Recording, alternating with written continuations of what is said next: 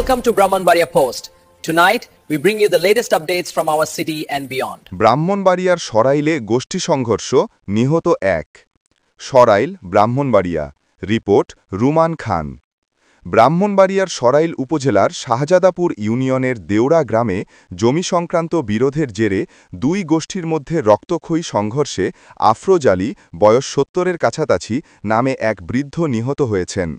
নিহত আফরোজ আলী ধনমিয়া গোষ্ঠীর সদস্য বলে জানা গেছে। সংঘর্ষের ঘটনাটি দেওড়া গ্রামের কালার গোষ্ঠী এবং ধনমিয়া গোষ্ঠীর মধ্যে ঘটে। স্থানীয় সূত্রে জানা যায়, দীর্ঘদিন ধরে চলে আসা জমিজমা সংক্রান্ত বিরোধের জেরেই এই দুই গোষ্ঠী দেশীয় অস্ত্রশস্ত্র নিয়ে সংঘর্ষে জড়ায়। সংঘর্ষে উভয় পক্ষের বেশ কয়েকজন আহত হন।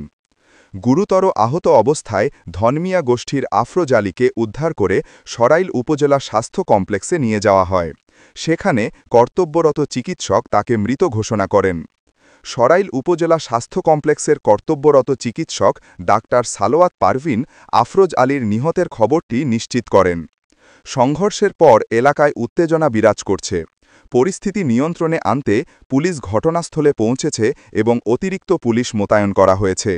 সরাইল থানার পক্ষ থেকে জানানো হয়েছে, এ ঘটনায় আইনানুগ ব্যবস্থা প্রক্রিয়াধীন রয়েছে এবং এলাকায় শান্তি বজায় রাখতে পুলিশি নজরদারি অব্যাহত থাকবে।